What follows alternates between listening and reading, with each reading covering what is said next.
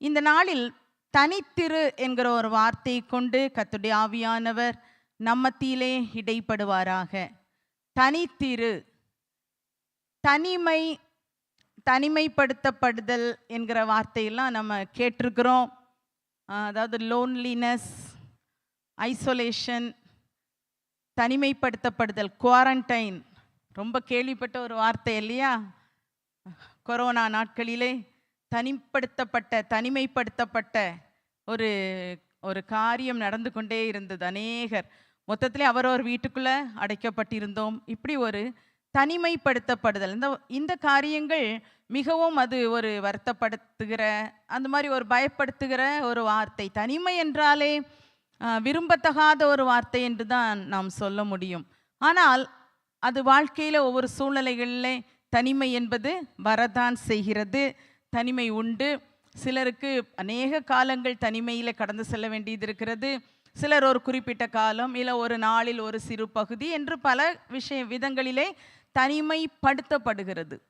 ஆனால் இன்றைக்கு நாம் பார்க்க போகிறது, நீ தனித்திரு, நீ தனித்திரு, உன்னை செப்பரேட் பண்ணிக்கொள், நீ தனித்திரு, நீ உனக்கு ஒரு தனிமையை வைத்துக்கொள் என்கிற ஒரு வார்த்தை தான் நாம் இன்றைக்கு பார்க்க போகிறோம். பி அலோன் அல்ல ஸ்டே செப்பரேட், அப்படி தனித்திருக்கிற ஒரு அனுபவம். இது தனிமையாக இருக்கிறது மட்டுமல்ல, ஒரு பெரிய ஒரு மக்கள் கூட்டமாக இருக்கலாம், இல்லை ஏதாவது ஒரு சூழ்நிலையாக இருக்கலாம், அதில் தனிப்படுத்தப்பட்ட ஒரு காரியம், தனித்து வைத்து கொள்ளுதல், செப்பரேட் பண்ணி கொள்ளுதல் என்கிற ஒரு விஷயம். இது நம்முடைய வாழ்க்கைக்கும் தேவையானதாக இருக்கிறது.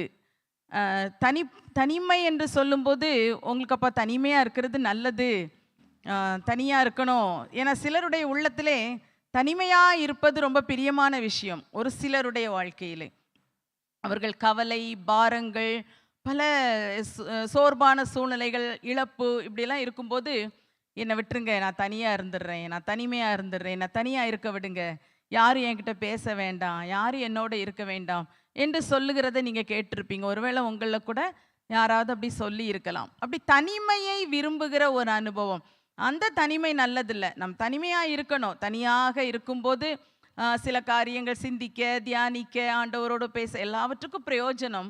ஆனால் அந்த கவலை அல்லது பாரத்தையே நம்ம மனதில் வைத்து வைத்து துக்கத்துக்கு இடம் கொடுக்கிற ஒரு சூழ்நிலைக்கு தனிமைப்படுத்தலை யாரும் விரும்பக்கூடாது.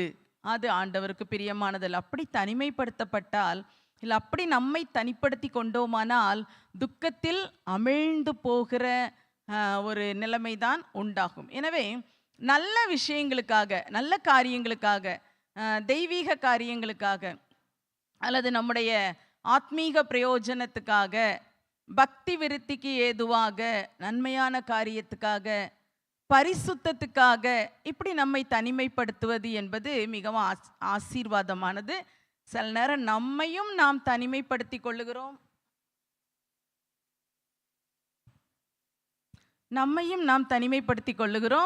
மற்றவர்களாலும் தனிமைப்படுத்தப்படுகிறோம். 2 விதத்தில் இருக்குது அல்லவா? இதிலே நன்மையான காரியங்கள் என்று இருக்கும்போது, என்னை எல்லாரும் ஒதுக்கிட்டாங்களே, எனக்கு கஷ்டமாக இருக்குதே என்று நாம் நினைப்பதற்கல்ல, அது நம்முடைய ஆத்மீக பிரயோஜனத்துக்காக, அது நம்முடைய நன்மைக்காக என்று நாம் எடுத்துக்கொள்ள வேண்டும். அதனால் யாருமே நான் ஆண்டவருக்காக வாழும்போது, இல்லை கர்த்தருக்காக இதை செய்யும்போது, கர்த்தருடைய காரியங்களில் இந்த ஆவிக்குரிய வாழ்க்கையிலே வாழும்போது என்னை எல்லாரும் ஒதுக்கி வச்சுருவாங்க, என்னை தள்ளிடுவாங்க அப்படின்னு பயப்படாதீங்க. அது நம்முடைய நன்மைக்கு ஏதுவாக இருக்கிறது. ஏன்னா அப்படி தனிமைப்படுத்தப்படும் போது, இல்லை நாம் நம்மை தனிப்படுத்தி கொள்ளும் போது, நாம் ஒரு தனி ஆளாக நிற்கக்கூடாது, நிற்பது இல்லை, நிற்கக்கூடாது. நம்மோடு கூட கர்த்தர் இருக்கிறார், கர்த்தரோடு கூட நாம் இருக்க வேண்டும். அதுதான் தனிமை என்பது.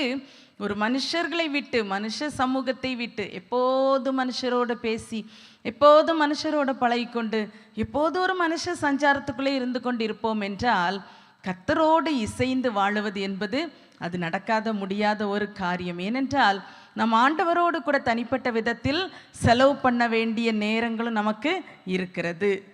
எனவே இந்த தனிமைப்படுத்தல், தனித்திருத்தல் என்பது மிகவும் அவசியமானது. வேதாகமத்திலே அநேக வசனங்கள் அப்படி படிக்கிறோம், அநேக காரியங்கள் இருக்கிறது. ஒரு சில வசனங்களை நம்ம பார்த்தோம் அப்படின்னா, நம்ம ஒரு வசனத்தை வாசிப்போம். புலம்பல் 3வது அதிகாரம் அதனுடைய 28வது வசனத்தை வாசிப்போம். புலம்பல் 3:28. அவரே அதை தன்மேல் வைத்தார் என்று அவன் தனித்திருந்து மௌனமாயிருக்க கடவன். ஹல்லேலூயா. இந்த இடத்துல மனுஷன் இளம் பிராயத்தில் நுகத்தை சுமப்பது மனுஷனுக்கு நல்லது. மனுஷர் மேல் பாரங்கள் வருகிறது, சில கஷ்டங்கள் சுமத்தப்படுகிறது, சில சூழ்நிலைகளினால் சூழ்நிலைகளூடாக கடந்து செல்ல வேண்டியது வருகிறது. அப்படி கடந்து செல்லும் போது நாம் ஒரு எப்போதும் மனுஷ சஞ்சாரத்திலே மனுஷர்களோடே இருந்து தான் இந்த காரியத்தை சுமக்க முடியும். யாராவது எனக்கு துணைக்கு இருந்து கொண்டே இருக்கணும், எல்லாரும் என்னோட பேசிக்கொண்டே இருக்க வேண்டும், எனக்கு பாரம் சுமப்பதே தெரியக்கூடாது என்று நினைக்கும்படி வேதம் சொல்லவில்லை. அப்படிப்பட்ட சூழ்நிலைகளில் ஊடாய் கடந்து செல்லும் போது என்ன செய்யணுமா, கர்த்தரே தன்மேல் அதை வைத்தார் என்று அவன் தனித்திருந்து மௌனமாய் இருக்க கடவன். இந்த வார்த்தைகளில் ஒவ்வொன்றுக்கும் மிக அர்த்தம் உள்ளதாக இருக்கிறது. மௌனமாய் இருக்க கடவன், அது நமக்கு கடினமான ஒரு காரியம். சூழ்நிலைகளூடாய் கடந்து செல்லும்போது ஒன்றும் சொல்லாவிட்டாலும் நான் தான் இப்படி பாரம் சுமக்கிறேன், எனக்கு தான் இப்படி கஷ்டம் இருக்கிறது, தேவன் ஏன் எனக்கு இப்படி செய்கிறார் என்று ஏதாவது சொல்லிவிட வாய் வந்து விடுகிறது அல்லவா. ஆண்டவர் எனக்கு அனுமதிச்சிட்டாரு, ஏதோ ஒரு புலம்பல் சொல்ல வேண்டிய பாட வேண்டிய சூழ்நிலைகள் வந்து விடுகிறது. அதனால தான் அந்த வார்த்தை அழகாக சொல்லியிருக்குது, பாரம் சுமக்கும் போது கடினமான பாதைகளில் கடந்து செல்லும் போது தனித்திரு தனித்திரு தனித்திருந்து மௌனமாய் இருக்க கடவன். அமைதியாக இருக்கும்போது இருந்து முறுமுறுக்கவோ துக்கப்படவோ சொல்லலை. அந்த நேரத்தில் மௌனமாக இருந்து கர்த்தரே தனக்கு இதை தன்மேல் வைத்தார். இந்த பாரத்தை யார் வைத்திருக்கிறா? கர்த்தரே வைத்திருக்கிறா. நாம் பாவம் செய்ததினாலேயோ அக்கிரமம் மீறுதல் செய்தோ இல்லை, கர்த்தர் இதை அனுமதித்திருக்கிறார், கர்த்தரே இதை என்மேல் வைத்திருக்கிறார் என்று தனித்திருந்து மௌனமாய் இருக்க கடவன். யாருடைய வாழ்க்கையிலே இப்படி பாதையிலே செல்லுகிறீர்களா? இந்த மாதிரி செல்லும்போது சிலருக்கு ஒரு மனுஷர்களுடைய ஆதரவு நிறையா இருக்கும், ஆனால் அப்படி இருக்கிறதும் எப்போதும் அது நன்மையாக இருக்காது. சிலருக்கு எல்லாரையும் கைவிடப்பட்ட சூழ்நிலைகள் வரும். கைவிடப்பட்ட சூழ்நிலையானாலும் எல்லாருடைய ஆதரவுகள் ஒருவேளை உங்களுக்கு இருந்தாலும் கூட நீங்கள் தனித்திருந்து மௌனமாக இருந்து கர்த்தர் இதை செய்தார், ஏன் எனக்கு இதை செஞ்சிருக்கிறார், நான் ஆண்டவருடைய பிள்ளை, ஆண்டவரோடு கூட இருக்கிறேன், ஆனால் என் வாழ்க்கையில் இப்படி ஒரு பாதையில் என்னை கர்த்தர் நடத்துகிறார், இப்படி ஒரு பாரத்தை என் மீது கர்த்தர் வைத்திருக்கிறாரே ஏன் என்று அவரோடு கூட கேட்டு, கர்த்தரே எனக்கு இதை தந்திருக்கிறார், கர்த்தரே என்னிலிருந்து இதை எடுத்து போடுவார், கர்த்தரே எனக்கு அனுமதித்திருக்கிறார், கர்த்தரே என்னை இதற்குள் இருந்து வெளியே கொண்டு வருவார். அந்த விசுவாசத்தோடு கூட மௌனமாய் காத்திருக்க வேண்டும். ஹல்லேலூயா, ஹல்லேலூயா. இன்னும் தேவனுடைய ஜனமாகிய இஸ்ரவேலை பற்றி சொல்லப்படுகிற தீர்க்க தரிசன புத்தகத்தில் நம்ம அதை படிக்கிறோம். மீகா 7:14 அந்த காரியத்தை வாசிக்கிறோம். மீகா 7:14, கர்மேலின் நடுவே தனித்து வனவாசமாய் இருக்கிற உமது சுதந்திரமான மந்தையை, சுதந்திரமான உம்முடைய ஜனத்தை உமது கோலால் மேய்த்தருளும். ஹல்லேலூயா, ஹல்லேலூயா. தேவனுக்காய் வாழுகிறவர்கள் என்னைக்குமே தங்களை தனிப்படுத்தி கொண்டவர்கள் தான். ஏனென்றால் உபதேசத்திலே அப்போஸ்தலர் 2வது அதிகாரத்திலே பேதுரு சொல்லும்போது ரட்சிப்பை பெற்றுக்கொள்ளணும், அபிஷேகத்தை ஞானஸ்நானம் பெற்றுக்கொள்ளணும், அபிஷேகம் பெற்றுக்கொள்ளணும், மாறுபாடான இந்த சந்ததியை விட்டு விலகி உங்களை ரட்சித்து கொள்ளுங்கள். அப்போ அங்கேயே ஒரு தேவ பிள்ளை ஆகும் ஒருவருக்கு முதலாவதே கொடுக்கப்படுகிற வார்த்தை விட்டு விலகி உங்களை ரட்சித்து கொள்ளுங்கள். அப்படி என்றால் உலகத்தினுடைய எல்லா பழக்க வழக்கங்கள், உலகத்தினுடைய எல்லா வழக்கமான அவர்கள் செய்கிற காரியங்கள், வழக்கங்கள், பழக்கங்கள், இவைகளை சம்பிரதாயங்கள், சடங்குகள், இன்னும் என்னென்ன உண்டு, எல்லாவற்றையும் விட்டு விலகும்படிக்கு தான் புத்தி சொல்லி இருக்கிறார்கள். இந்த வார்த்தைகளை சந்தோஷமாக ஏற்றுக்கொண்டவர்கள் அன்றைக்கு ஞானஸ்நானம் பெற்றார்கள். ஞானஸ்நானம் பெற்றிருக்கிற தேவ பிள்ளைகளே, நீங்கள் இந்த விட்டு விலகுதலை சரியாக சந்தோஷமாக ஏற்றுக்கொண்டு தானா நீங்கள் ஞானஸ்நானம் பெற்றீர்கள்? இல்லை அதுக்கு பிறகு அந்த வழக்கங்களின்படி நடக்கிறீர்களா? அந்த கூட்டத்தினரோடு சேர்ந்திருக்கிறீர்களா? கர்த்தருடைய வசனம் அழகாய் சொல்லி இருக்குது, கர்மேலின் நடுவே தனித்து வனவாசமாய் இருக்கிற கர்த்தருடைய சுதந்திரமாகிய மந்தை தான் நாம். ஹல்லேலூயா. இந்த ஜனங்கள் ஜாதிகளோட கலவாமல் தனியே வாசமாய் இருப்பார்கள். ஹல்லேலூயா. ஆண்டவருடைய எதிர்பார்ப்பு அதுதான். அவருடைய ஜனம் அது தனிப்படுத்தப்பட்ட ஜனம், அது பிரித்தெடுக்கப்பட்ட ஜனம். ஹல்லேலூயா. எல்லாவற்றிலிருந்து உலகத்தில் அங்கங்கே மாறுபாடான கிரியைகள் இருக்கும்போது அவருடைய ஜனங்கள் அவருக்காக வாழும்படிக்கு பிரித்தெடுக்கப்பட்டிருக்கிறோம். ஹல்லேலூயா. நாம் ஒரு பிரித்தெடுக்கப்பட்ட கூட்டம் என்பதை ஒருபோதும் மறந்துவிடக்கூடாது. இப்படி பிரித்தெடுக்கப்பட்டவர்களாய் மற்றவர்களோடு கலவாதபடி தனித்து வாசம் பண்ணுகிற நாம் நம்முடைய வாழ்க்கையிலே தனித்திருக்க வேண்டிய பல சூழ்நிலைகள் இருக்கிறது. ஒருவேளை வீட்டிலையா இருக்கலாம், வேலை ஸ்தலத்திலையா இருக்கலாம், சில நேரம் ஆஸ்பத்திரியிலையா இருக்கலாம், எங்கேயோ ஒரு இடத்துல வியாதியினாலோ ஏதோ ஒரு சூழ்நிலையினால தனிமைப்படுத்தப்பட்டிருக்கிறீர்களா? கர்த்தர் உங்களோடு கூட அந்த இடத்தில் இருக்கிறார். நீங்கள் தனிமையாயிருப்பது, தனித்திருப்பது முதல்ல அது நல்லது என்று ஏற்றுக்கொள்ளுங்கள். சில சூழ்நிலைகளில் நமக்கு கஷ்டமாக இருக்கும், தனிப்படுத்தப்படும் போது, தனிமையாக இருக்கும்போது கஷ்டமாக இருக்கும். ஆனால் கர்த்தருடைய பிள்ளைகள் ஒரு நாள் தனியே இருப்பதில்லை. இயேசு சொன்னார், நான் என் பிதாவின் சித்தத்தின்படி செய்கிறதுனால் அவர் ஒருபோதும் என்னை தனியே இருக்க விடவில்லை. அவர் விடமாட்டாராம் தனியாக இருக்கிறதுக்கு. அப்போது நீங்கள் தனியாக இருக்கிறதுக்கு அவர் விடுவாரா? விடவே மாட்டார். அவர் எப்போதும் உங்களோடு கூட இருப்பார். ஹல்லேலூயா. எந்த நேரத்திலும் கர்த்தர் உங்களோடு கூட இருக்கிறார். அதுக்கு தான் என்றென்றைக்கும் உங்களுடனே கூட இருக்கும்படிக்கு சத்திய ஆவியாகிய வேறொரு தேற்றரவாளனை அவர் உங்களுக்கு தந்தருளுவார் என்று இயேசு சொல்லி சென்றார். அந்த ஆவியானவரை தான் அவர் அனுப்பி தந்திருக்கிறார். அந்த பரிசுத்த ஆவியானவர் நமக்கு எங்க இருக்கிறார்? நமக்குள்ளே வாசமாய் இருக்கிறார். ஹல்லேலூயா. இந்த பரிசுத்த ஆவியானவராகிய பொக்கிஷத்தை மண்பாண்டங்களை பெற்றிருக்கிறோம். ஏன் பெற்றிருக்கிறோம்? இந்த மண்பாண்ட தனிமையா இருக்கிறேனேன்னு ஃபீல் பண்ணி வருத்தப்படக்கூடாது என்பதற்காக உங்களோடு கூட நம்மோடு கூட அவர் இருக்கும்படிக்கு நம்மை நிரப்பி இருக்கிறார். ஹல்லேலூயா. ஹல்லேலூயா. முதலாவது ஒரு சின்ன ஜெபம் பண்ணிடுவோமா?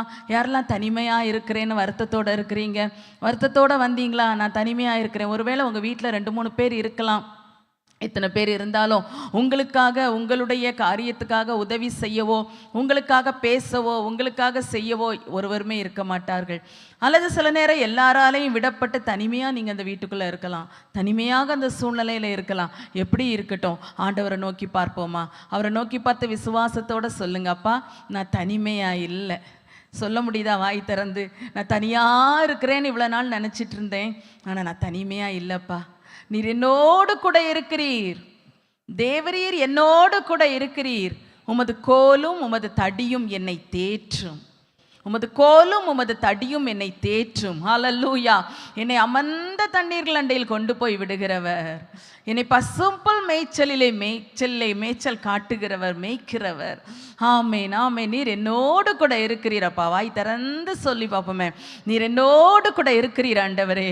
தேவரீர் என்னோட கூட இருக்கிறீர். நான் தனிமை இல்லை, நான் தனிமை நினச்சி துக்கப்படுறதுக்கு தேவை இல்லை. நீர் என்னோடு கூட இருக்கிறீர். நான் கைவிடப்பட்டவள் அல்ல, நான் தேற்றரவற்றவள் அல்ல. ஆமேன், ஆமேன். ஹல்லேலூயா. நான் தள்ளப்பட்டவள் அல்ல. தேவரீர் என்னோட கூட இருக்கிறீரப்பா. தேவரீர் என்னோட கூட இருக்கிறீர். உமது கோலும் உமது தடியும் என்னை தேற்றும். உமது கோலும் உமது தடியும் என்னை தேற்றும், என்னை தேற்றும். ஆமேன், ஆமேன், ஆமேன். எனக்கு ஆறுதல் தருகிறவரே, எனக்கு தேறுதல் தருகிறவரே, என்னை தைரியப்படுத்துகிறவரே, என்னை திடப்படுத்துகிறவரே, என்னோடு கூட இருக்கிறவரே, என்னோடு கூட இருக்கிறவரே. வீட்டில் எத்தனை பேர் இருந்தாலும் சில இந்த காரியத்தை யார்கிட்டையும் ஷேர் பண்ண முடியலையே ஆண்டவரே, ஒருத்தட்டையும் சொல்ல முடியலையே, நான் மனசுக்குள்ளே நானே வச்சிட்டு இருக்கிறேன்னே நினைக்கிறீங்கல்ல, அப்பா கிட்ட பேசுங்க. இந்த நேரத்தில் ஏசப்பாட்ட பேசுங்க. நீர் என்னோட கூட இருக்கிறீரப்பா. இந்த பரிசுத்த ஆவியானவரே நீர் எனக்குள்ளே தந்திருக்கிறீர். ஆமேன், ஆமேன். நான் தனிமையானவள் அல்ல.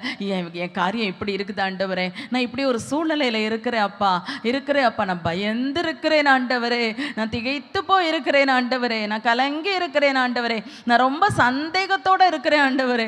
எது உங்க உள்ளத்துல இருக்குதோ சொல்லுங்க, சொல்லுங்க. நீங்க தனிமையானவர்கள் அல்ல, நீங்கள் தனிமையானவர்கள் அல்ல. ஒருபோதும் அவர் உங்களை தனியே இருக்க விடவில்லை, தனியே இருக்க விடவே மாட்டார், விடவே மாட்டார். ஹல்லேலூயா, ஹல்லேலூயா, ஹல்லேலூயா, ஹல்லேலூயா, ஹல்லேலூயா. கர்த்தர் என்னோடென்றும் இருப்பதாலே அவர் கோலும் தடியும் என்னை தேற்றிடுமே. கர்த்தர் என்னோடென்றும்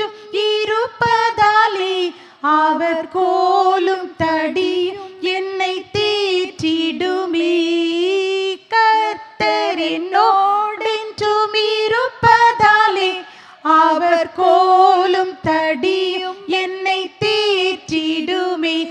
எந்தன் கர்த்தர் என்னோடென்றும் இருப்பதால். ஆமென். கர்த்தர் என்னோடு இருக்கிறீர். தடியும் உம்முடைய கோலும் தடியும் என்னை தேற்றும். ஆமென். ஹல்லேலூயா. என் சத்துருக்களுக்கு முன்பாக நீர் எனக்கு ஒரு பந்தியை ஆயத்தப்படுத்தி அதை என் தலையை எண்ணெயால் அபிஷேகம் பண்ணுகிறீர். ஆமென். என் பாத்திரம் நிரம்பி வழிகிறது. என் ஜீவனுள்ள நாளெல்லாம் நன்மையும் கிருபையும் என்னை தொடரும். நான் தனியே இருக்கவில்லை. கர்த்தர் என்னை தனியே இருக்க விடவில்லை. ஆமென், ஆமென், ஆமென். நான் தனியே இருக்கிற அந்த நாட்களில் அவர் என்னை பக்குவப்படுத்துகிறார், என்னை உருவாக்குகிறார், என்னை கட்டி எழுப்புகிறார். ஆமென். தீங்கு நாளில் கூடார மறைவில் மறைத்திருக்கிறார் மகளே. ஐயோ, சீக்கிரத்தில் கண்மலையின் மேல் உன்னை உயர்த்துவார். அநேகருடைய கண்கள் காணும்படிக்கு. ஆமென். கண்மலையின் மேல் கர்த்தர் உன்னை உயர்த்துவார். ஹல்லேலூயா, ஹல்லேலூயா, ஹல்லேலூயா. அவர் என்றைக்கு முன்னை தனியே இப்படி ஒளித்து வைத்தது போல இருக்க விடுகிறது இல்லை. ரீஹா தன ஷபப பரிபல பரவத நிமிக்கம ஒரியாந்தலனமா நிமலரந்தலனமா ரபதனமோ ஷரபோ திரிபிக பலபரபா. ஆமென், ஆமென், ஆமென், ஆமென், ஆமென். ஹல்லேலூயா. ஒன்று முன்னை அடைத்து வைக்க முடியாது. ஒன்று முன்னை தனிமைப்படுத்தி அழித்து போட முடியாது. கர்த்தர் அதை நன்மைக்கு ஏதுவாக மாற்றுகிறார். உன்னை உருவாக்குகிறார். தம் கரத்தில் எடுக்க உன்னை உருவாக்குகிறார். ஹல்லேலூயா. Thank you Lord. Thank you Lord. ஆமென். நாங்கள் தனிமையானவர்கள் அல்ல. ஆமென். கர்த்தர் எங்களோடு கூட இருக்கிறபடினால் ஸ்தோத்திரம். இயேசுவின் நாமத்தில் பிதாவே. ஆமென், ஆமென். நாம் நம்மை தனித்து இருக்கும்படிக்கு, தனியாய் இருக்கும்படிக்கு பிரித்தெடுக்க வேண்டிய அவசியம் கட்டாயம் நமக்கு உண்டு. ஏனென்றால் இயேசுவே தன் பிதாவோடு பேசும்படிக்கு, தனித்திருக்கும்படிக்கு உயர்ந்த மலையில் ஏறினார் என்றெல்லாம் நம்ம பார்க்கிறோம். மத்தேயு சுவிசேஷம் 14:28 வசனத்திலே நாம் இப்படி படிக்கிறோம். அவர் ஜனங்களை 23வது வசனம், அவர் ஜனங்களை அனுப்பிவிட்ட பின்பு தனித்து ஜெபம் பண்ண ஒரு மலையின் மேல் ஏறி சாயங்காலமான போது அங்கே தனிமையாய் இருந்தார் என்று படிக்கிறோம். அவர் தனித்து ஜெபம் பண்ண தனிமையாய் மலையின் மேல் ஏறி அமர்ந்திருக்கிறார் சாயங்கால வேளையில. அப்போ இயேசு இந்த உலகத்திலே மனுஷகுமாரனாக வந்தபோது அவர் கூட ஒரு தனிமையாய் இருக்கும்படியான நேரங்களை தெரிந்து கொண்டிருக்கிறார். தனியே விடப்படுகிற நேரமும் இருந்திருக்கிறது. அவர் தனிமையாய் அவர் தன் பிதாவோடு பேசும்படிக்கும் போயிருக்கிறார். இப்படி அந்த மாதிரி தனிமைப்படுத்துகிற ஒரு அனுபவம் நமக்கு வேண்டும். கர்த்தரை துதித்து ஆராதிக்க, வேதம் படிக்க, ஜெபிக்க என்று பல காரியங்களுக்காக தனிப்பட்ட ஒரு விதத்திலே இருக்கிற ஒரு அனுபவம் வேண்டும். இதுதான் கர்த்தரோடு உறவாடும்படி தனித்திருத்தல். நாம் ஏன் தனித்திருக்க வேண்டும் என்கிற காரியத்தை தான் நம்ம தியானிக்கிறோம். அதில் முதலாவது கர்த்தரோடு உறவாடும்படிக்கு தனித்திருத்தல். இயேசு தன் பிதாவோடு உறவாடும்படிக்கு, பிதாவோடு பேசும்படிக்கு, தன் பிதா தனக்கானவைகளை பேசுகிறதை கேட்கும்படிக்கு தனிமையான இடத்தை தேடி போனார். தனிமையாய் இருந்தார். ஹல்லேலூயா. பரலோகத்தில் அவர் ஒருபோதும் தனிமையாகவே இருந்திருக்க மாட்டார். பிதாவின் அருகில் செல்ல பிள்ளையாய் இருந்தார். பிதாவிடத்தில் இருந்தார். ஏராளமான தேவதூதர்கள், கேருபீன்கள், சேராபீன்கள் என்று ஒரு பெரிய கோலாகலமாய் ஒரு நிறைவாய் இருக்கிற ஒரு இடம்தான் அந்த பரலோகம். அங்கிருந்து பூலோகத்தில் வந்தவர் தன் பிதாவோடு பேசும்படிக்கு ஒரு தனிமையான நேரத்தை தெரிந்து கொள்ளுகிறார். அவர் இப்படி வந்த உடனே சரி என்ன பூமிக்கு அனுப்பியாச்சுல்ல, நான் என் வேலையை முடிச்சுட்டு வாரேன் என்று அவர் அப்படியே இருந்து விடவில்லை. நாமெல்லாம் நிறைய நேரம் அப்படிதான். வேலைகள் அதிகமாக இருந்து விட்டதென்றால் அந்த தேவனோடு பேசுகிற தனிமையான நேரத்துக்கு இடம் நேரம் ஒதுக்க மறந்து விடுகிறோம். அது அப்படி தள்ளி போய் விடுகிறது. இல்லை சந்தோஷமான நிகழ்ச்சிகளுக்கு போய்விட்டோம் என்றால் ஆண்டவரே எனக்கு நேரம் இல்லை ஜெபிக்கிறதுக்கு என்று ஆண்டவரிடத்துல நம்ம எக்ஸ்கியூஸ் கேட்கிறவர்களாக இருக்கிறோம். இயேசு தன் பிதாவின் சித்தம் செய்யும்படி அனுப்பப்பட்டார். தான் எதற்காக பூமிக்கு வந்தேன் என்பதையெல்லாம் நன்றாக தெரிந்திருந்தார். ஆனாலும் ஒவ்வொரு நாளும் குறிப்பிட்ட நேரங்களிலே தன் பிதாவோடு தனித்திருக்க அவர் நேரம் ஒதுக்க தவறவே இல்லை. ஹல்லேலூயா, ஹல்லேலூயா. ஆண்டவர் இயேசு பரலோகத்தில் உள்ள தேவகுமாரனே பூமிக்கு வந்து அப்படி இருந்தார் என்றால் நாம் எவ்வளவு அதிகமாய் கர்த்தரோடு கூட பேச வேண்டும். அன்பான தேவ பிள்ளைகளை, நம்முடைய வாழ்க்கையிலும் கர்த்தரோடு உறவாடுகிற நேரத்தை அதிகமாய், அந்த தனிமை நேரத்தை நம்ம எடுத்துக்கொள்ள வேண்டும். எப்படி சொல்லலாம்னா, அதிகாலையிலிருந்தே சொல்லப்போனா காலையில் அதிகாலை நேரத்தை ஆண்டவருக்கென்று ஒதுக்க வேண்டும். வேதம் வாசிக்க, ஜெபிக்க, மிக முக்கியமாக தனிமையாக குடும்பமாக ஜெபிக்கிறோம், அதை மட்டும் வைத்து ஓட்ட முடியாது.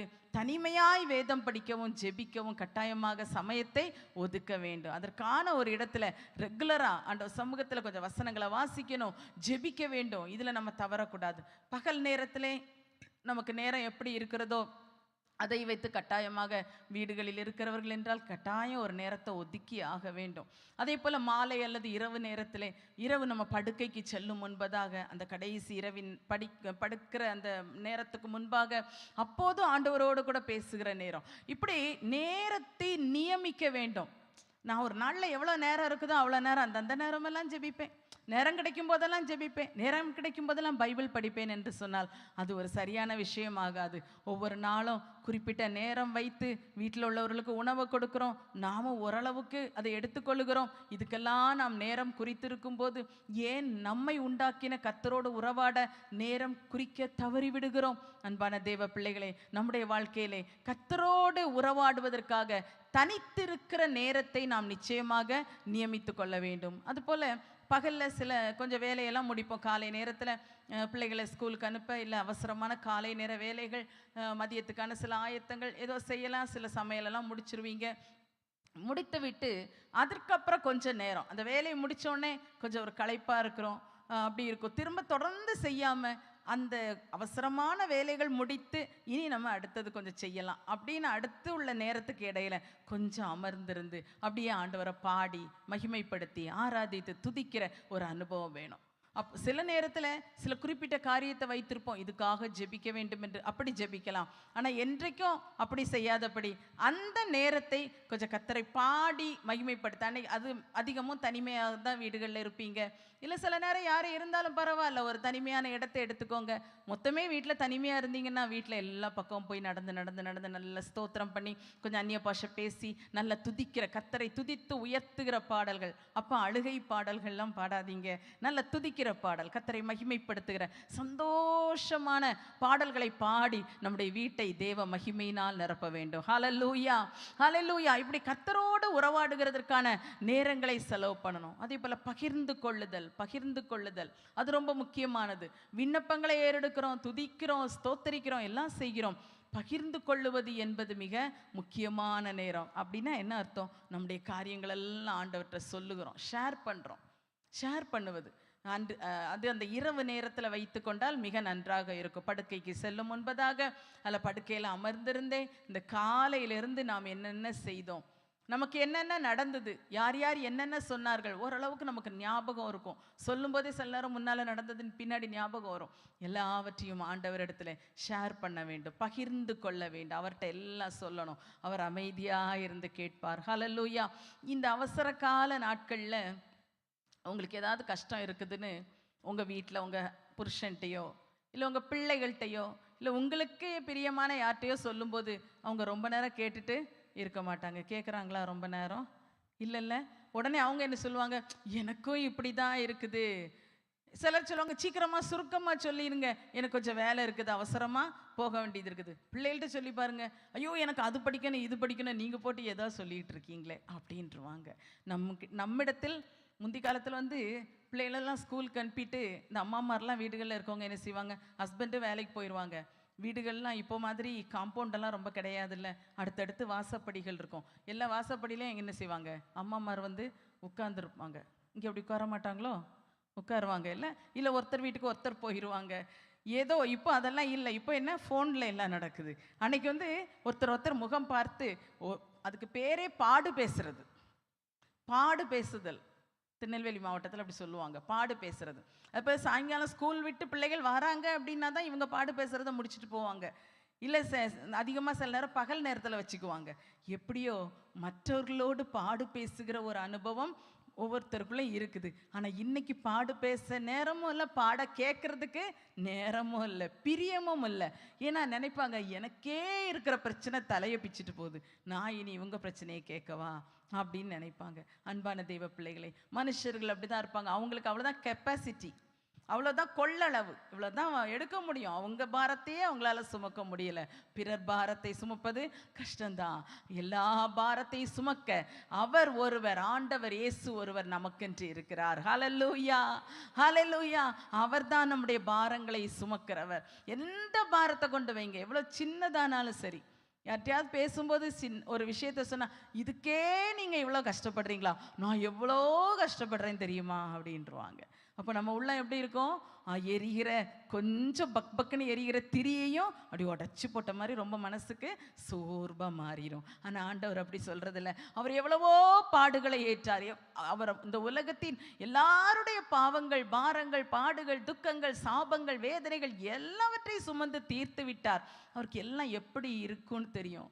அவர் ஹி டேஸ்டட் எல்லாருடையதையும் டேஸ்ட் பண்ணி பார்த்துட்டார், ருசித்து பார்த்து விட்டார். எல்லாருடைய பாரம் எப்படி இருக்குன்னு சுமந்து பார்த்து விட்டார், தீர்த்து விட்டார். அவர் ஒரு நாளும் உங்களை கடிந்து கொள்ளவே மாட்டார். நீங்கள் போகும்போது இப்போ எனக்கு நேரம் இல்லை என்று அவர் சொல்ல மாட்டார். அதனால் இரவு நேரத்தில் போய் உட்கார்ந்து அப்படியே ஆண்டவரே இந்த நாளில் இப்படியெல்லாம் நடந்தது, நான் இப்படியெல்லாம் பேசினேன், அதையும் சொல்லணும். யாராவது சொன்னதை செய்ததை மட்டும் சொல்கிறதில்ல, நம்முடைய குறைகளையும் நம்முடைய தவறுகளையும் நம்முடைய இயலாமைகளையும் எல்லாவற்றையும் அவரிடத்திலே ஒன்றொன்னா சொல்லும்போது நம்ம உள்ளத்தில் இருக்கிற அந்த பாரங்கள், கவலைகள், கேள்விகள், துக்கங்கள், சந்தேகங்கள் எல்லாவற்றையும் அவர் ஏற்றுக்கொண்டு ஏற்ற பதில்களை கரெக்டாக அனுப்பி தருவார். ஹல்லேலூயா. அப்புறம் சமாதானத்தோடு படுத்துக்கொண்டு அமைதியாக நித்திரை செய்யலாம். இதை நம்ம பழக்கப்படுத்திட்டோன்னா, சிலர் சொல்லுவாங்க, ராத்திரி படுத்தோடனே எனக்கு தூக்கமே வரல, ரொம்ப நேரம் அங்கே உருண்டு இங்கே உருண்டு. என்றைக்கோ சில நாள் அப்படி இருக்கும், ஆனால் என்றைக்கும் அப்படி இருக்குதா? அப்போ நீங்கள் இந்த காரியத்தை செய்ய ஆரம்பிச்சிருங்க. பகலெல்லாம் நடந்த சொல்லுங்கள். சில பயங்கள் உங்களுக்கு மனசில் இருக்கலாம், அதையெல்லாம் ஆண்டவர்கிட்ட சொல்லுங்கள். சந்தேகங்களை சொல்லுங்கள். என்ன கேள்விகள் இருக்கிறதோ அதை சொல்லுங்கள். சிலவற்றுக்கான பதில்கள் தேவை இருக்கும். இதை நான் என்ன பதில் பேசணும் ஆண்டவரே எனக்கு சொல்லித்தாரும் என்று கேளுங்க. சில தேவைகள் இருக்கும், அந்த தேவையை அவரிடத்தில் தெரிவியுங்கள். ஹல்லேலூயா, ஹல்லேலூயா. அவர் அதுக்காக தான் காத்து கொண்டே இருக்கிறார். இப்படி கர்த்தரோடு உறவாடுகிற ஒரு தனித்திருத்தல் நமக்கு மிக தேவையா இருக்கிறது. ஓரே பர்வதத்தில் மோசே தனிமையாக ஆடு மேய்த்து கொண்டிருந்த போது அங்கேதான் தேவனுடைய சந்திப்பை பெற்றான். ஹல்லேலூயா. தனிமையாக உங்கள் வேலைகளை செஞ்சிட்டு இருக்கிறீங்களா? தனிமையாக நிற்கிறீங்களா? அன்றைக்கு தனிமையாக அந்த வயலில் நின்ன போது தான் மனோவாவின் மனைவிக்கு கர்த்தருடைய தூதனானவர் தரிசனமானார். வாழ்க்கையிலே கிடைப்பதற்கு அரிய பெரிய ஆசீர்வாதத்தை வாக்கு பண்ணுவதற்கு அது ஒரு ஆரம்பமாக இருந்தது. இன்னைக்கு நீங்கள் வேலை செஞ்சிட்ருக்கிறீங்க, தனிமையாக நிற்கிறீங்க, பயப்படாதீங்க, சோர்ந்து போகாதீங்க, அதை நினைத்து கலங்காதீர்கள், முறுமுறுக்காதீங்க. கர்த்தரையே நோக்கி பார்த்து அவரோட உங்கள் நேரத்தை செலவு பண்ணுங்க. தரிசனமாகிற கர்த்தர் உங்களுக்கும் தரிசனமாவார். மரியாள் வீட்டில் தனிமையாக இருந்தா, அப்போ தேவதூதன் தரிசனமானார். எவ்வளோ பாக்கியங்கள் இருக்கிறதல்லவா? இப்படிப்பட்ட பாக்கியங்களை நாம் கேள்விப்பட்டிருக்கிறோம். இன்று உள்ளத்தில் அதை குறித்த ஒரு ஆசை நமக்குள்ள வரட்டும். நான் தனிமையாக இருக்கும்போது என்னை சந்திக்க வாரம் ஆண்டவரே, என் வீட்டுக்கு வாங்க ஆண்டவரே, என் அறைக்குள்ளே வாங்க ஆண்டவரே, நான் வேலை செய்கிற இடத்துல என்னோட கூட வாங்க ஆண்டவரே, என்னோட கூட நீர் பேசணும், என்னோட கூட நீர் இடைப்படணும், எனக்கு தரிசனமாகணும் ஆண்டவரே. எவ்வளோ வேதத்தில் எவ்வளோ காரியங்களை எழுதி வைத்திருக்கிறீர், அதை நானும் அனுபவிக்க வேண்டும் என்று சொல்லி வாஞ்சியோடு இருப்போம். ஆண்டவர் அந்த கிரியை செய்வார். அடுத்ததாக ஒரு சுய பரிசோதனைக்காக தனித்திருத்தல். முதலாவது பார்த்தோம் கர்த்தரோடு உறவாட தனித்திருத்தல். அடுத்தது ஒரு சுய பரிசோதனைக்காக தரித்திருத்தல். ஹல்லேலூயா. சங்கீதக்காரன் சொல்லுகிறார், சங்கீதம் 77 5, 6, 7 வசனங்களை நம்ம பார்க்கிறோம். பூர்வ நாட்களையும் ஆதிகாலத்து வருஷங்களையும் சிந்திக்கிறேன், என் ஆவி ஆராய்ச்சி செய்தது. ஆவி ஆராய்ச்சி செய்கிற ஒரு அனுபவம், ஒரு சுய பரிசோதனை. அப்போல்லாம் நடந்ததை நான் நினச்சி பார்க்குறேன். இப்படியெல்லாம் உள்ள காரியங்களை நான் நினைக்கிறேன். யோபு சொல்கிறார், யோபு 23:15 வசனத்தில், நான் சிந்திக்கும் போது அவருக்கு பயப்படுகிறேன்.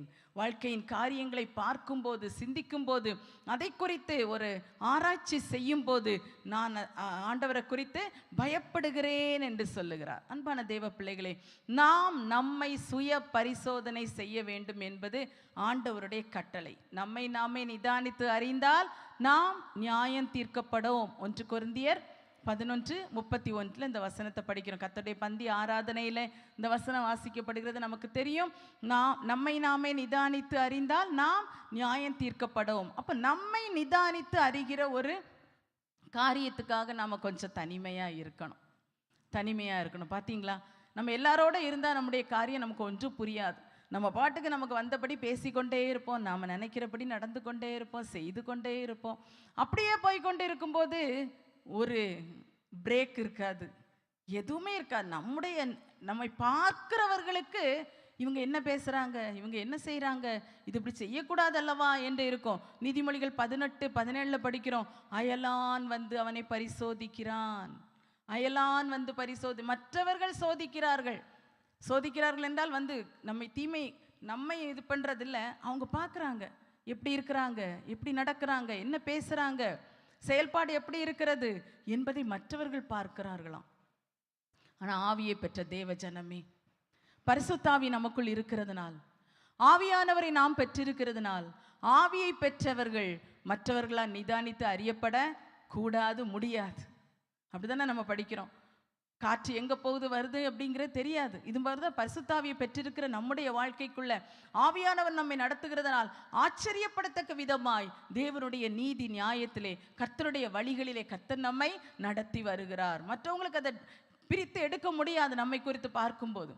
ஆனால் மற்றவர்களே வந்து இவங்க இப்படி செய்கிறாங்களே, இப்படி நடக்கிறாங்களே என்று நினைத்தால் நாம் நிச்சயமாக நம்மை சுய பரிசோதனை செய்ய வேண்டிய கட்டாயத்தில் இருக்கிறோம். நம்மை நாமே பார்த்துட்டோன்னா, இப்போ வெளியே புறப்பட்டு வருகிறோம், வேலையை முடிச்சுட்டு பல காரியங்களை செஞ்சுட்டு வருவோம், எப்படி என்ன செய்வோம், சரியாக இருக்குதா, என் தலைமுடியெல்லாம் சரியாக இருக்குதா, முகத்தில் அழுக்கு இருக்குதா, ட்ரெஸ் நீட்டாக இருக்குதா என்று சொல்லி நம்மை கண்ணாடியிலே பார்க்கிறோம்.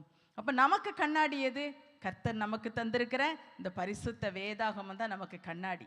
இதற்கு முன்பாக நின்று நம்மை சோதித்து அறிகிற ஒரு அனுபவம், நம்மை சுய பரிசோதனை செய்கிற அனுபவம், ஆவி ஆராய்ச்சி செய்ய வேண்டும் நம்மை குறித்து.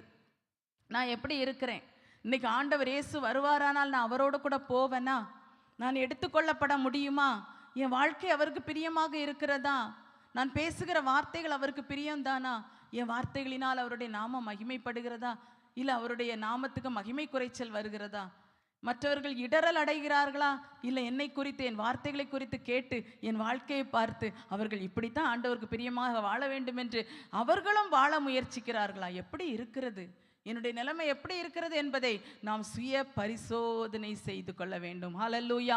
ஏனென்றால் நம்முடைய ஆண்டவர் மனுஷருடைய இருதயத்தின் நினைவுகளின் தோற்றம் முதல் அறிந்திருக்கிறார். நமக்கு வந்து எல்லாம் வெளியே வந்தப்புறம்தான் ஒருத்தரை பற்றி அறிய முடியும், சில நேரம் முகபாவனையில் புரிஞ்சுக்கிட முடியும். ஆனால் கர்த்தருக்கு என்ன தெரியுமா, நம்முடைய இருதயத்தின் நினைவுகளின் தோற்றம், ஏன் நம்ம இதை நினைக்கிறோம் என்று கூட அவருக்கு நன்றாக தெரியும். அப்படி என்றால் நமக்கு நிச்சயமாக நன்றாக தெரியும். ஒரு காரியத்தை பேசுகிறோம் அப்படின்னா, இது அவங்கள வஞ்ச புகழ்ச்சியாக பேசுகிறோமா, புகழ்கிற மாதிரி கிண்டல் பண்ணுறோமா, இல்லை புகழுவது போல அவர்களை மட்டம் தட்டுகிறோமா, நமக்கு தெரிந்து தானே நம்ம செய்கிறோம். ஒன்றை சொல்கிறதுக்கு இன்னொரு வார்த்தையை பயன்படுத்தி அப்படியெல்லாம் பேச தெரிகிறதே, அப்போ அதெல்லாம் மிக தவறான காரியம். கர்த்தருடைய வார்த்தை நமக்கு அதுதான் திட்டமாக சொல்லுகிறது, நம்மை நாமே நிதானித்து அறிந்தால் நாம் நியாயம் தீர்க்கப்படும்.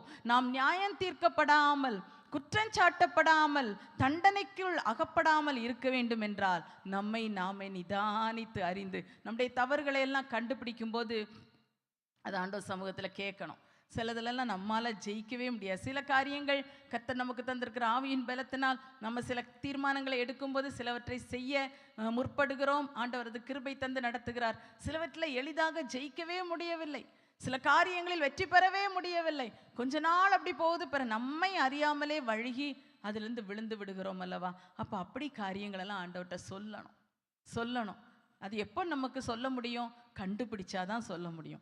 எப்படி கண்டுபிடிக்க முடியும், சுய பரிசோதனை செய்தால் மட்டுமே கண்டுபிடிக்க முடியும். நம்மளையே நம்ம உட்கார்ந்து யோசிச்சு பார்க்கணும், இதுக்கெல்லாம் நேரம் எடுக்கணும். ஒவ்வொரு நாளும் இந்த பகல் வேலை இரவு வேளையில் சொல்கிறேனே, இல்லை உங்களுக்கு பகல் வேலையா ஏதோ ஒரு வேலை, இல்லை மாதம் ஒரு முறை, சில நேரம்லாம் சுத்திகரிப்பின் ஜெபம் அப்படிலாம் வைக்கிறோமே, எதுக்கு, ஒரு ஓராயிலிங் பண்ணுற மாதிரி, ஒரு கொஞ்சம் உட்காந்து எல்லாவற்றையும் ஒரு மெஷின் அப்படின்னா அதை பாட்டாக கலத்தி அதில் இருக்கிறதெல்லாம் தொடச்சி அதை ஆயில் போட வேண்டியதை போட்டு என்னெல்லாமோ செய்கிறோம் அல்லவா.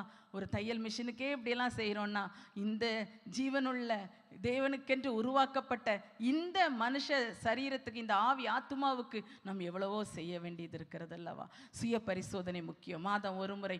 அதுபோல் வருஷத்தின் இறுதி பகுதியில் நிச்சயமாக நம்ம இதை அதிகமாக செய்யணும். ஆனால் வருஷ இறுதி பகுதி ரொம்ப வேகமாக ஓடும், ஒரே ப்ரோக்ராம்ஸாக இருக்கும். பாதி வருஷத்துலேயே யோசனை பண்ணிடுங்க, இந்த நாள் நான் ஆண்டவர் சமூகத்தில் உட்கார்ந்துடணும், அடுத்த வருஷத்துக்காக நான் ஆயத்தமாகணும். ஒரு ஆயத்தம் இல்லாமல் புதிய வருஷத்தில் போகக்கூடாது. அப்போ அதுக்கு முன்னால் என்னை நான் ஒரு சுய பரிசோதனை செய்ய வேண்டும். ஹல்லேலூயா, ஹல்லேலூயா. ஆண்டவர் அந்த கிருபைகளை நமக்கு தருவாராக. அப்படி நம்ம கண்டுபிடிக்கும் போது அந்த காரியங்களில் சீர்பட, அதுலேருந்து நம்ம திருந்த, அதில் ஜெயம் பெற ஆண்டவரிடத்தில் கிருபைகளை கேட்டு பெற்றுக்கொண்டு அப்படியே பெருகும்போது நம்முடைய வாழ்க்கை ஆசீர்வாதமாக இருக்கும். ஹல்லேலூயா, ஹல்லேலூயா. அடுத்ததாக இளைப்பாறும்படி தனித்திருத்தல். இளைப்பாறும்படி தனித்திருத்தல். இளைப்பாறும்படி தனித்திருத்தல் என்று சொல்லும்போது ஒரு ரெஸ்ட்டுக்காக நம்ம தனித்திருக்கிற ஒரு அனுபவம், ரெஸ்ட் எடுக்கிறதுக்கு. ஆண்டவர் இயேசுடைய அதிலே நம்ம பார்க்கலாம். மார்க்கு சுவிசேஷம் அதனுடைய 6வது அதிகாரத்தை எடுத்துக்கொள்ளுவோம். மார்க்கு சுவிசேஷம் 6வது அதிகாரம் 31வது வசனத்தை நாம் வாசிப்போம். மார்க்கு 6:31. அவர் அவர்களை நோக்கி, வனாந்திரமான ஓரிடத்தில் தனித்து சற்றே இளைப்பாறும்படி போவோம் வாருங்கள் என்றார். ஏனெனில் வருகிறவர்களும் போகிறவர்களும் அநேகராய் இருந்தபடியினால் போஜனம் பண்ணுகிறதற்கும் அவர்களுக்கு சமயமில்லாதிருந்தது. ஹல்லேலூயா, ஹல்லேலூயா. சிலர்லாம் சொல்லுவாங்க, ஐயோ ரொம்ப ரெஸ்ட்லாம் எடுக்கக்கூடாது, ரொம்ப ரெஸ்ட் எடுக்க வேண்டாம், அளவான ரெஸ்ட் வேணும். ஆண்டவர் இயேசுவின் வாழ்க்கையிலிருந்தே அழகான ஒரு வார்த்தையை நம்ம இதில் பார்க்குறோம். வருகிறவர்களும் போகிறவர்களும் அதிகமான பேர் இருந்தாங்க. அவங்களுக்கு சாப்பிட்றதுக்கு கூட சமயம் இல்லாது இருந்தது, போஜனம் பண்ணுறதுக்கு சமயம் இல்லை. இன்றைக்கெல்லாம் சில நேரத்தில் அந்த மாதிரிப்பட்ட இதெல்லாம் வந்து சாப்பிட்டீங்களா, இல்லை சாப்பிட நேரமே இல்லை. ஆண்டவர் இயேசுவே சொல்லி வச்சிருக்கிறாரு. அவருடைய வார்த்தையிலேருந்தே, வாழ்க்கையிலேருந்தே நம்ம இதை வாசிக்கிறோம். போஜனம் பண்ண சமயம் இல்லை. வர்றவங்க போகிறவங்க, வியாதியஸ்தர் பலர் வந்துட்டே போயிட்டே இருப்பாங்க, வார்த்தைகளை பேசி கேட்டுட்டு போயிட்டு இருக்கிறவங்க இருப்பாங்க.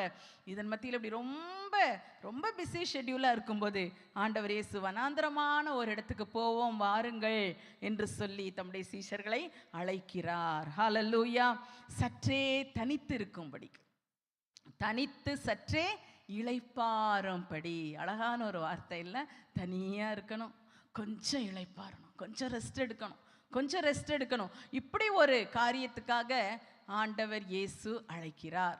நம்முடைய வாழ்க்கையிலும் ஒரு இளைப்பாறுதல் என்பது வேணும். ஆண்டவர் இயேசு முதல்ல அழைக்கும் போதே அப்படி அழைக்கிறார்ல, வருத்தப்பட்டு பாரம் சுமக்கிறவர்களே நீங்கள் எல்லாரும் என்னிடத்தில் வாருங்கள், நான் உங்களுக்கு இளைப்பாறுதல் தருவேன். இயேசுக்கு அந்த வார்த்தை ரொம்ப பிடிச்சிருக்கும் போல இருக்கு.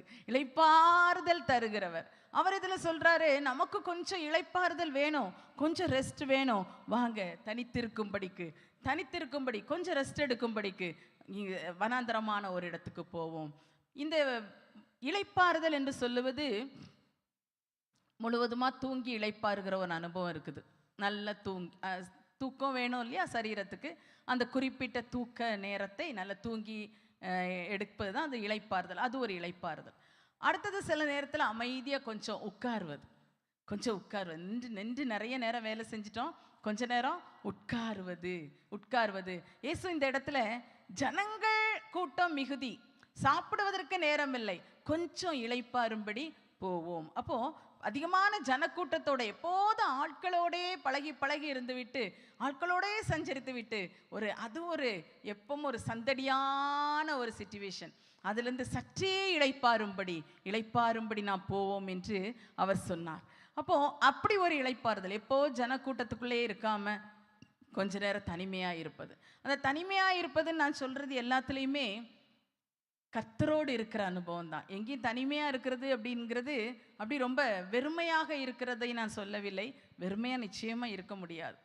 ஏன்னா சிலருக்கெல்லாம் எப்போ பார்த்தாலும் வேலை செஞ்சுட்டு, எதையோ செஞ்சுட்டு, யாரோடையோ இருந்துட்டு, எப்படியோ பேசிட்டு அப்படி இருந்தால் தான் அவங்க மனசில் என்ன செய்யாது, கவலை வராது அப்படிம்பாங்க. கவலை வராது, பாரம் வராது, துக்கம் வராது. இல்லை நான் கொஞ்சம் தனிமையாயிட்டேன்னா நான் உடனே துக்கத்துக்குள்ளே போயிடுவேன், வருத்தப்பட்டுருவேன், பாரப்பட்டுருவேன் அப்படின்னு பயப்படுவாங்க.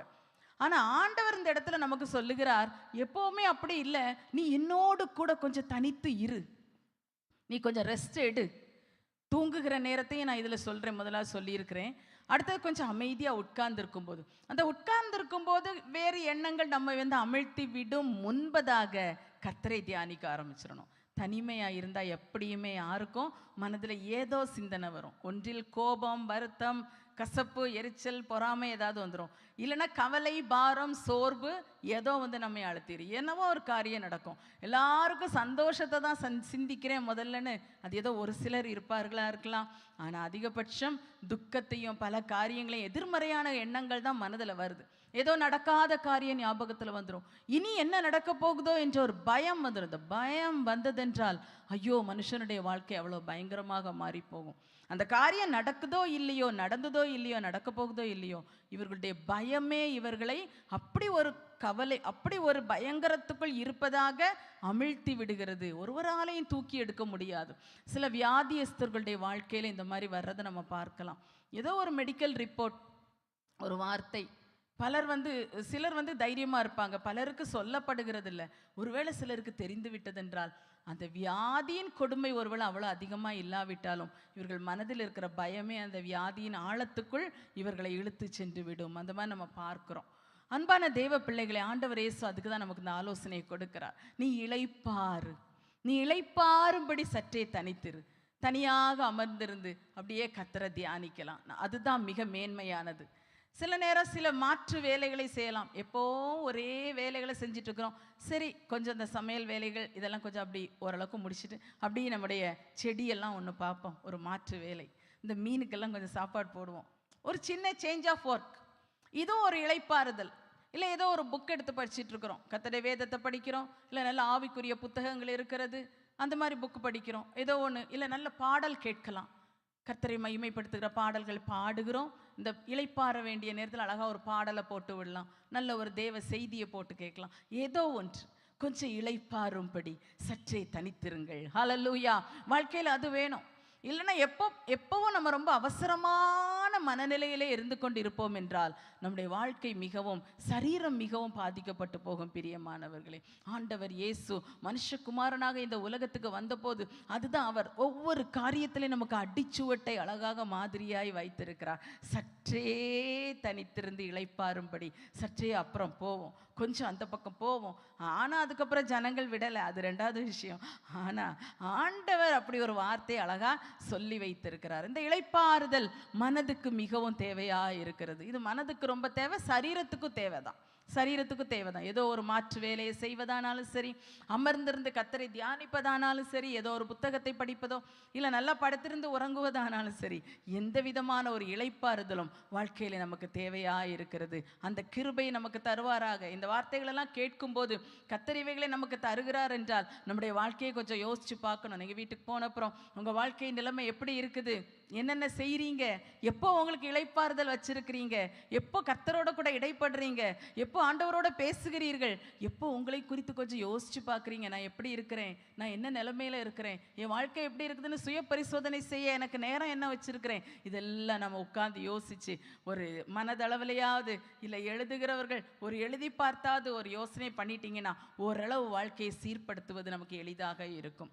அடுத்ததாக, காரிய சித்திக்காக அல்லது ஆசீர்வாதத்துக்காக தனித்திருத்தல். காரிய சித்திக்காக அல்லது ஆசீர்வாதத்துக்காக தனித்திருக்கிற ஒரு அனுபவம் நமக்கு தேவையாக இருக்கிறது. இது யாக்கோபுடைய வாழ்க்கையில் நம்ம பார்க்குறோம். ஆதியாகமம் 32வது அதிகாரம் 24வது வசனத்திலேருந்து 26 வரை உள்ள வசனங்களில் பார்க்கும்போது அதில் ஒரு சுருக்கமாக அந்த வார்த்தையை மட்டும் நான் சொல்லுகிறேன்.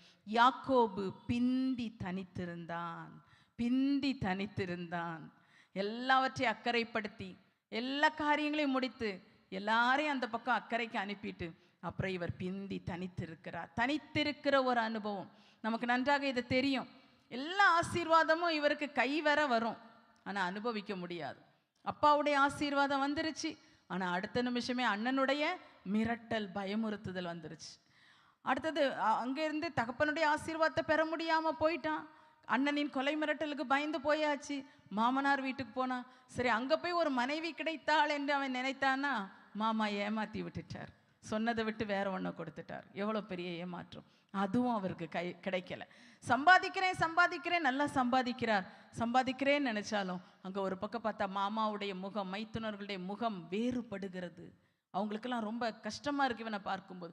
அப்ப எங்கேயுமே ஆசீர்வாதத்தை சந்தோஷமாய் அனுபவிக்க இவருக்கு கிடைக்கவே இல்லை. ஒரு நேரம் கர்த்தர் பேசுறாரு, சரி அப்படின்னு சொல்லி ஊருக்கு கிளம்பணும் அப்படின்னா அங்கேயும் ஒரு பயம். இந்த மாமா என்ன பண்ண மாட்டாரு, விட மாட்டார். அப்ப அங்கேயும் திருட்டளவாய் ஓட வேண்டிய, அங்கேயும் படபடப்போடு பதைப்போட தான் ஓடுறான்.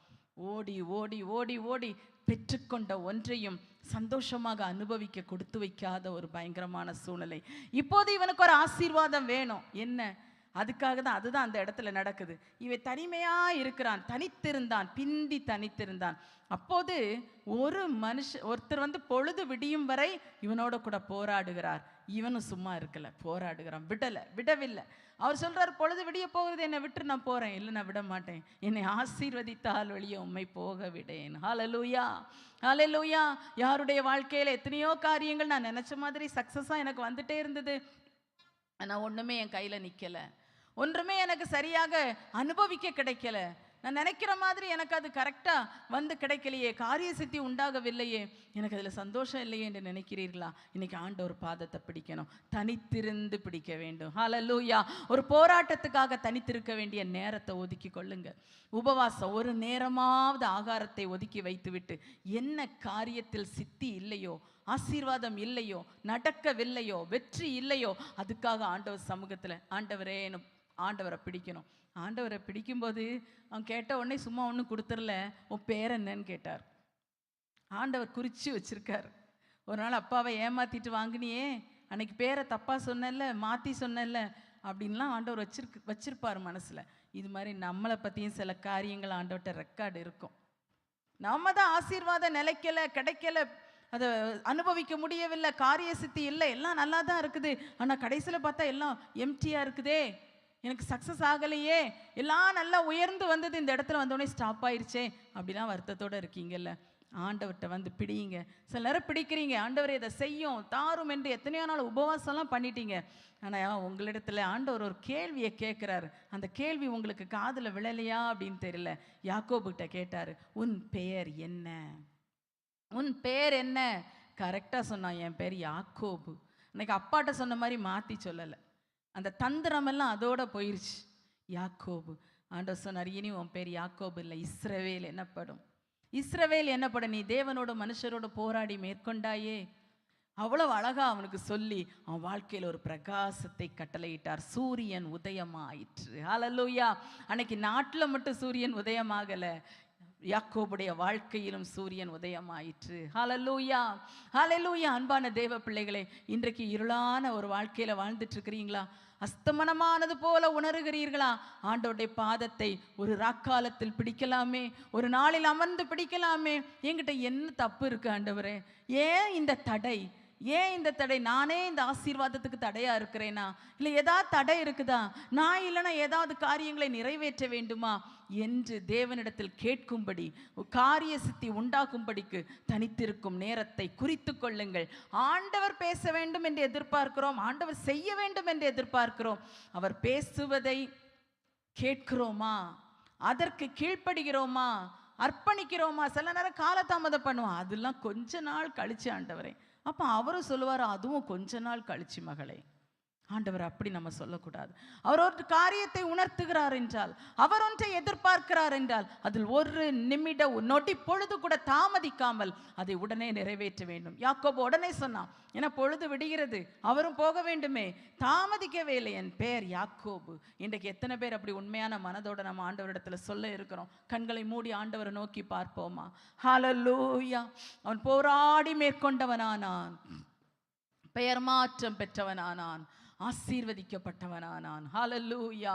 இன்று கர்த்தர் நம்மிடத்தில் எதிர்பார்க்கிறார், அவரிடத்திலே வர வேண்டும், அவரிடத்திலே வர வேண்டும். தனித்திருக்கிற ஒரு அனுபவம், தனித்திருக்கிற அனுபவம். இப்படியெல்லாம் தனித்து இருக்கும்போது தான் ஒரு உறவிலே தனித்திருந்து மகிழ முடியும். ஒரு உறவிலே மகிழும்படி தனித்திருக்க முடியும். ஹல்லேலூயா, ஹல்லேலூயா, ஹல்லேலூயா, ஹல்லேலூயா, ஹல்லேலூயா. கர்த்தரை நோக்கி ஆண்டவரோடு கூட பேசுவோம். ஆண்டவரே, நான் தனித்திருப்பேன். ஆண்டவரே, உமக்காகவும் உம்முடைய சமூகத்தில் நான் தரித்திருப்பேன். எனக்காக, என்னுடைய வாழ்க்கையின் ஈடேற்றத்துக்காகவும் நான் தனித்திருப்பேன். ஆண்டவரே, எனக்கு உம்முடைய கிருபையை தாரும் அப்பா, கிருபையை தாரும் அப்பா. ஹல்லேலூயா, ஹல்லேலூயா, ஹல்லேலூயா, ஹல்லேலூயா, ஹல்லேலூயா. கர்த்தரோடு கூட உறவாடும்படி தனித்திருக்கிறோமா? அதற்கு அர்ப்பணிப்போம். உம்மோடு உறவாட என்னை அர்ப்பணிக்கிறேன் ஆண்டவரே. உம்மோடு பேச என்னை அர்ப்பணிக்கிறேன் ஆண்டவரே. நான் நிறைய நேரத்தில் என் விண்ணப்பத்தை சொல்ல ஒரு ஜெப நேரம்னு ஒன்று வச்சுருக்கிறேன். ஆனால் இன்னையிலேருந்து உம்மை துதிக்கிற நேரத்தை வைப்பேன் அப்பா. என் வீட்டை உம்முடைய துதியினால் நிரப்ப போகிறேன். என் வீடு முழுவதையும் ஸ்தோத்திரத்தினால நான் நிரப்ப போகிறேன். என் வீட்டில் பல காலங்களாக கோப வார்த்தைகள், சாப வார்த்தைகள், அழுகை வார்த்தைகள், கெட்ட வார்த்தைகள், பக்தி விருத்திக்கு ஏதுவல்லாத வார்த்தைகள்னு நிறைய சொல்லி நிரப்பிட்டோம். எல்லாருக்கும் அதில் பங்கு இருக்கு ஆண்டவரே. ஆனால் இன்னையிலேருந்து என் வீட்டை துதியினால் நிரப்ப போகிறேன். அந்த சாபம்லாம் மாறணும். எல்லா ஆசீர்வாதமும் எனக்கு வேணும். என் வீடு சந்தோஷமாக இருக்கணும் அப்பா. என் வீட்டில் நான் துதியின் சத்தத்தை கேட்க பண்ண போகிறேன். உம்மோடு உறவாடுகிற ஸ்தலமாக என் வீட்டை நான் மாற்றிடுவேன் ஆண்டவரே. என் வீடு உம்மோடு உறவாடுகிற இடம். ஹல்லேலூயா. இது தேவனுடைய வீடே அல்லாமல் வேறல்ல. இது வானத்தின் வாசல், கேட் ஆஃப் ஹெவன். வானத்தின் வாசல். வானத்துக்கும் பரலோகத்துக்கும் என் வீட்டுக்கு தொடர்பு உண்டு. பரலோகத்துக்கும் பூலோகத்துக்கும் தொடர்பு படுத்த தான் இயேசு இந்த உலகத்தில் வந்தீர். அதனால இயேசு என் கூட இருக்கிறதுனால என் வீடு உங்களோட தொடர்புள்ள வீடாக இருக்கணும். பேசுகிறீங்களா? பேசுகிறீங்களா? ஹல்லேலூயா. வீடை எப்படி ஆக்கி வச்சுருக்கீங்க? நல்லா சுத்தம் பண்ணுறீங்க, கூட்டுறீங்க, கழுகுறீங்க, எல்லாம் செய்கிறீங்க. என்ன வார்த்தை நிரப்பி இருக்கு வீட்டை? அழுக நிரப்பி இருக்குதா? அக்கிரமம் நிரப்பி இருக்குதா? வீட்டில் என்ன பாட்டு ஓடுது? என்ன சம்பாஷணை நடக்குது? டெலிவிஷனில், உங்கள் மொபைலில் என்ன என்ன காரியம் அந்த உங்கள் வீட்டுக்குள்ளே நிரப்புது? ஹல்லேலூயா. மனுஷன் எதை விதைக்கிறானோ அதையே அறுப்பான் என்று படிக்கிறோமே. எதை விதைக்கிறீங்க? எதை விதைக்கிறீங்க? மாம்சத்துக்கு என்று விதைக்க வேண்டாம், அழிவை அறுக்க வேண்டாம். என் வீட்டில் அப்படி நிறைய வச்சுருக்கேன் ஆண்டவரே. தயவுசெய்து அதெல்லாம் நான் நீக்கி விடுறேன் அப்பா. பரிசுத்தப்படுத்துங்கப்பா. ஒவ்வொரு ரூமுக்கா உங்கள் கண்ணை மூடி இருக்கும்போதே போய் வாங்க பார்க்கலாம். முன் அறையிலிருந்தே யாராவது வந்து சம்பாஷணை பண்ணும்போது வேறு யாரை குறித்தாவது பேசுகிறாங்களா? உங்களை குறித்தும் அவங்கள குறித்தும் இல்லாமல் மூணாவது ஒருத்தரை குறித்து பேசினா அதோட பேச்சை கட் பண்ணிடுங்க. நீங்கள் கேட்டுட்டு இருந்தால் கூட அதில் உங்களுக்கு பங்கு உண்டு. விபசாரரோடு ஒருமித்து போனால் அவர்களோட உனக்கு பங்கு உண்டு என்று வேதம் சொல்லுகிறது. நீங்கள் அந்த கதையை கேட்டுட்டு இருந்தீங்கன்னா உங்களுக்கு அவங்களோட பங்கு உண்டு. அதுக்கு கிடைக்க போகிற அக்கிரமத்துக்குரிய தண்டனை உங்களுக்கு உண்டு. அப்படி நிரப்பி வச்சிருக்கீங்களா? அந்த தண்டனைக்கு பாத்திரமா உங்க வீட்டை வனைஞ்சிட்டு இருக்கிறீங்களா? சொல்லிருங்கப்பா, நான் செஞ்சதெல்லாம் போட்டும், இனி என்னை மன்னிச்சிருங்கப்பா. இனி என் வீட்டில் என் முன் அறையில் அப்படியெல்லாம் யாரையும் வந்து பேச விட மாட்டேன். உங்க படுக்கை அறை எப்படி இருக்குது? சுத்தமா இருக்குதா? ஹல்லேலூயா. பரிசுத்தம், பரிசுத்தம். கர்த்தர் விரும்புகிற பரிசுத்தம். ஹல்லேலூயா. படிக்கிற அறை, நடு அறை, சமையலறை என்று பல அறைகள் இருக்கிறதே. எப்படி இருக்குது? வீட்டில் இருக்கிற எல்லா அறைகளும், டாய்லெட், பாத்ரூம் வரைக்கும் எல்லா இடத்துலையும் கர்த்தருக்கு விரும்புகிற காரியம், கர்த்தரை மகிமைப்படுத்துகிற காரியம், கர்த்தருக்கு பிரியமான காரியம். ஆமேன், ஆமேன், ஆமேன். எல்லா இடத்துலையும் என் வீடு பரிசுத்தமா இருக்கும்ப்பா. என் வீட்டில் உத்தம இருதயத்தோடு நடந்து கொள்ளுவேனப்பா. தீங்கான காரியத்தை என் கண்முன் வைக்க மாட்டேன் ஆண்டவரே. என்னிடத்தில் எப்போது வருவீர்? என் வீட்டில் உத்தம இருதயத்தோடு நடந்து கொள்ளுவேன் ஆண்டவரே. உத்தம இருதயத்தோடு நடந்து கொள்ளுவேன் அப்பா. கிருபை, கிருபை, கிருபை, கிருபை, கிருபை. ஹலரதனம ஷகலரதனமோ ரியாந்தலனமா ரிமலரந்தலனமா ரபதனமோ ரியாந்தலனமா ரிபதரபோ ஷரபோ திரிபிக்கபலபரபா. கர்த்தர் விரும்புகிற பரிசுத்தம். ஆமென். சிந்தனை எப்படி இருக்கிறது? சுய பரிசோதனை செய்ய திட்டமிட்டு விடுங்கள். சுய பரிசோதனை செய்வதற்கான ஏற்பாடுகளை செஞ்சிருங்க. ஹல்லேலூயா. மற்றவர்கள் உன்னை பரிசோதிக்கும் முன்பதாக, மற்றவர்கள் உன்னுடைய செயல்களை, வார்த்தைகளை எடை போடும் முன்பதாக கர்த்தருக்கு முன்பாக உட்கார்ந்து நம்ம வாழ்க்கையை நாமே எடை போட்டுருவோம். நம்மை நாமே நிதானித்து அறிந்தால் நாம் நியாயம் தீர்க்கப்படும்.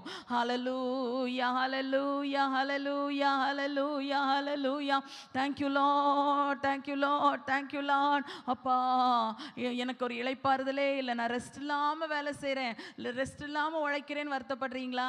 நீங்கள் கொஞ்சம் உங்கள் லைஃப்பை சரி பண்ணுங்க, கொஞ்சம் அமைதியாக இருக்க கற்றுக்கொள்ளுங்கள். அந்த அமைதலான நேரத்தை சும்மா இருந்தீங்கன்னா அடுப்பில் என்ன இருக்குதுன்னு தான் உங்கள் நினைவு வந்துக்கிட்டே இருக்கும். அடுத்தது என்ன வேலைன்னு தான் ஞாபகம் வரும். அப்பா மேலே சார்ந்துருங்க, உங்கள் சிந்தனையை அப்பா மேலே வச்சிருங்க, அப்பாவை நினைத்து துதிக்க ஆரம்பிச்சிருங்க, பாட ஆரம்பிச்சிருங்க, நல்ல வசனங்களை படிக்க ஆரம்பிச்சிருங்க, நல்ல புத்தகங்களை வாசிக்க ஆரம்பிங்க.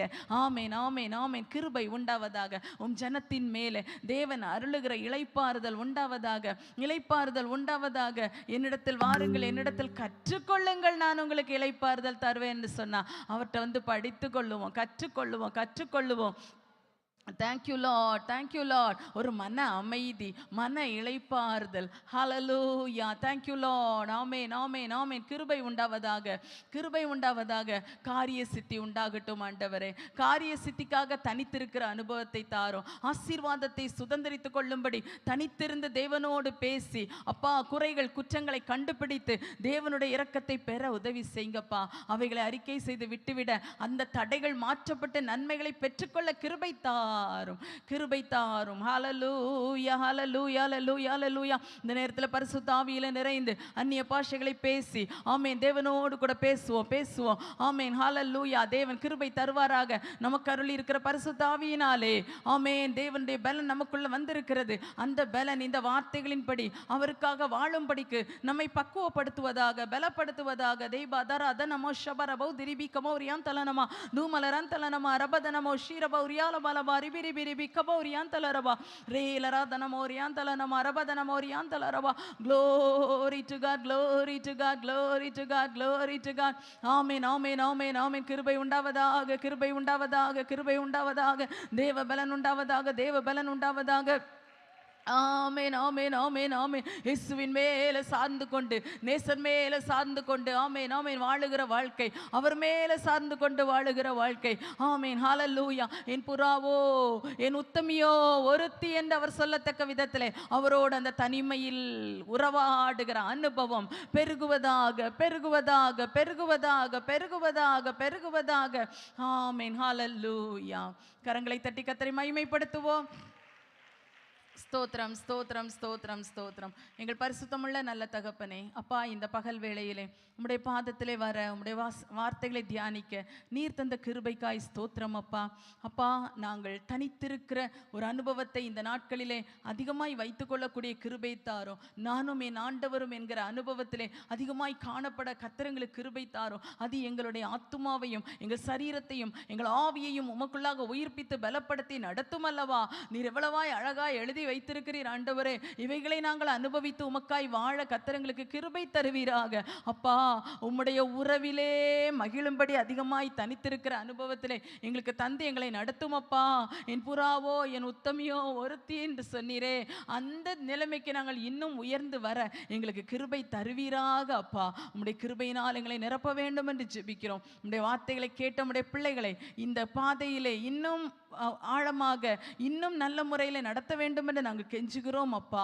தேவ கரங்களிலே அர்ப்பணிக்கிறோம். ஆசீர்வதியும் பலப்படுத்தும். இயேசுவின் நாமத்தில் கேட்கிறோம் ஜீவனுள்ள நல்ல பிதாவே, ஆமேன். என் ஆத்துமாவே கர்த்தரை ஸ்தோத்திரி, என் முழு உள்ளமே அவருடைய பரிசுத்த நாமத்தை ஸ்தோத்திரி.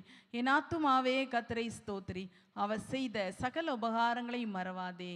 ஆமேன் ஆமேன். ஹல்லேலூயா ஹல்லேலூயா ஹல்லேலூயா. கர்த்தர் உங்கள் ஒவ்வொருவரையும் அவரோடு தனித்திருந்து பலனடைய செய்வாராக. ஆமேன் ஆமேன்.